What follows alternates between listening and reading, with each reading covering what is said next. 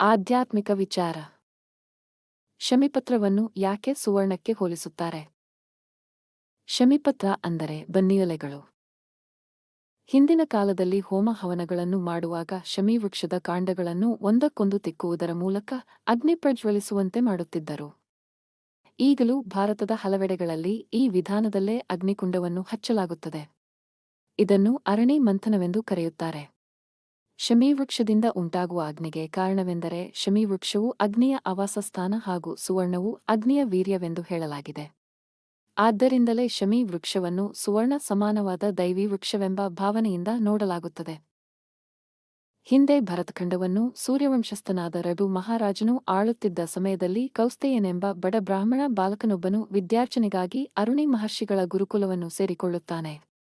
ತನ್ನ ಶಿಕ್ಷಣವು ಪೂರ್ಣಗೊಂಡ ಮೇಲೆ ಗುರುಗಳಲ್ಲಿ ತಾನು ಗುರುದಕ್ಷಿಣೆಯಾಗಿ ಏನು ನೀಡಲಿ ಎಂದು ಕೇಳುತ್ತಾನೆ. ಅರುಣಿ ಮುನಿಗಳು ಕೌಸ್ತೆಯನು ಬಡವನಾದ್ದರಿಂದ ಯಾವುದೇ ಗುರುದಕ್ಷಿಣೆಯನ್ನು ಅಪೇಕ್ಷಿಸದೆ ಗುರುಕುಲವನ್ನು ಬಿಡುವ ಆಜ್ಞೆಯನ್ನು ನೀಡುತ್ತಾರೆ. ಆದರೆ ಕೌಸ್ತೆಯನು ಗುರುದಕ್ಷಿಣೆಯಾಗಿ ಏನನ್ನಾದರೂ ಆಜ್ಞಾಪಿಸಬೇಕೆಂದು ಆಗ್ರಹಪೂರ್ವಕವಾಗಿ ಪ್ರಾರ್ಥಿಸುತ್ತಾನೆ. ಇದರಿಂದ ಕುಪಿತರಾದ ಅರುಣಿ ಮುನಿ ಗುರುದಕ್ಷಿಣೆ ಕೊಡಲೇಬೇಕೆಂದಿದ್ದರೆ 10 ಲಕ್ಷ ಸುವರ್ಣ ನಾಣ್ಯಗಳನ್ನು ಕೊಡು ಎಂದು ಬಡ ಕೌಸ್ತೆಯನಲ್ಲಿ ಕೇಳುತ್ತಾರೆ. ಇಷ್ಟು ದೊಡ್ಡ ಗುರುದಕ್ಷಿಣೆ ಕೇಳುತ್ತಾರೆಂಬ ಅರಿವಿಲ್ಲದ ಕೌಸ್ತೆಯ 10 ಲಕ್ಷ ಸುವರ್ಣ ನಾಣ್ಯಗಳನ್ನು ಹೇಗೆ ಸಂಪಾದಿಸುವುದೆಂಬ ಚಿಂತೆಯಲ್ಲಿ ರಘು ಮಹಾರಾಜನ ಆಸ್ಥಾನಕ್ಕೆ ಬರುತ್ತಾನೆ. ರಘು ಮಹಾರಾಜ ಪ್ರತಿ 12 ವರ್ಷಕ್ಕೊಮ್ಮೆ ತನ್ನ ಪತ್ನಿ ಸಮೇತನಾಗಿ ತನ್ನ ರಾಜ ಭಂಡಾರದ ಸಮಸ್ತ ಧನಕನಕಗಳನ್ನು ಪ್ರಜೆಗಳಿಗೆ ದಾನ ಕೊಡುವ ಪರಿಪಾಠವಿಟ್ಟುಕೊಂಡಿದ್ದು, ಆ ರೀತಿ ದಾನ ನೀಡಿ ಕೆಲವೇ ದಿನಗಳು ಕಳೆದಿರುತ್ತವೆ. ರಾಜ ಭಂಡಾರ ಬರಿದಾಗಿರುತ್ತದೆ.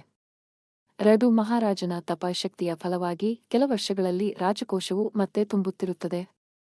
ರಾಜನು ಒಮ್ಮೆ ಕೌಸ್ತೆಯನಿಗೆ ನಿತ್ಯ ಆಸ್ಥಾನಕ್ಕೆ ಬರುವ ಕಾರಣವೇನೆಂದು ಕೇಳುತ್ತಾನೆ. ಕೌಸ್ತೆಯ ತನ್ನ ಸಮಸ್ಯೆಯನ್ನು ಮಹಾರಾಜನಲ್ಲಿ ಭಿನ್ನವಿಸಿಕೊಳ್ಳುತ್ತಾನೆ. ರಾಜ್ಯಕೋಶ ಬರಿದಾದರೂ ಕೌಸ್ತೆಯನಿಗೆ ಸಹಾಯ ಮಾಡಬೇಕೆಂಬ ಉದ್ದೇಶದಿಂದ ಧನಾಧಿಪತಿಯಾದ ಕುಬೇರನ ಮೇಲೆ ಯುದ್ಧವನ್ನು ಮಾಡಿ ಕೌಸ್ತೆಯನ ಅಭಿಲಾಷೆಯನ್ನು ಪೂರ್ಣಗೊಳಿಸಬೇಕೆಂಬ ಸಂಕಲ್ಪ ಮಾಡುತ್ತಾನೆ. ತನ್ನ ಚತುರಂಗಬಲದ ಸಮೇತ ಕುಬೇರನ ಮೇಲೆ ಯುದ್ಧಕ್ಕೆ ಸನ್ನದ್ಧನಾಗಿ ತೆರಳುತ್ತಿರುವಾಗ ಮಾರ್ಗ ಮಧ್ಯೆ ಕತ್ತಲಾದ ಕಾರಣ ಒಂದು ವನದಲ್ಲಿ ಬಿಡಾರ ಹೂಡುತ್ತಾನೆ. ಅದು ಶಮೀ ವೃಕ್ಷ ತುಂಬಿದ್ದ ವನ. ಕುಬೇರನಿಗೆ ಮಹಾ ತೇಜಸ್ವಿಯಾದ ರಘು ಮಹಾರಾಜನು ಬಡ ವಿದ್ಯಾರ್ಥಿ ಗುರುದಕ್ಷಿಣೆಗೆ ಬೇಕಾಗಿರುವ 10 ಲಕ್ಷ ಸುವರ್ಣ ನಾಣ್ಯಗಳನ್ನು ಕೊಡಿಸುವ ಉದ್ದೇಶದಿಂದ ತನ್ನ ಮೇಲೆ ಯುದ್ಧಕ್ಕೆ ಬರುತ್ತಿರುವ ವಿಷಯ ತಿಳಿಯುತ್ತದೆ. ಸಕಲ ಬ್ರಹ್ಮಾಂಡಕ್ಕೆ ಧನೇಶ್ವರನಾದ ಕುಬೇರ ರಾಜನ ಸದುದ್ದೇಶದಿಂದ ಸುಪ್ರೀತನಾಗುತ್ತಾನೆ. ಕುಬೇರನು ತನ್ನ ಮಾಯೆಯಿಂದ ರಘು ಮಹಾರಾಜ ಬಿಡಾರ ಹೂಡಿದ್ದ ಶಮೀ ವೃಕ್ಷದ ಪ್ರತಿಯೊಂದು ಎಲೆಯೂ ಸುವರ್ಣ ನಾಣ್ಯವಾಗುವಂತೆ ಮಾಡುತ್ತಾನೆ. ಸೂರ್ಯೋದಯವಾಗುತ್ತಿದ್ದಂತೆ ಶಮೀ ವೃಕ್ಷದ ಪ್ರತಿ ಎಲೆಯೂ ಸುವರ್ಣ ನಾಣ್ಯಗಳಾಗಿ ಕಂಗೊಳಿಸುತ್ತಿರುವುದನ್ನು ನೋಡಿದ ಮಹಾರಾಜನು ದೈವೀ ಕೃಪೆ ಎಂದರಿತು ಕುಬೇರನ ಮೇಲಿನ ಯುದ್ಧದಿಂದ ಹಿಂದೆ ಸರಿಯುತ್ತಾನೆ.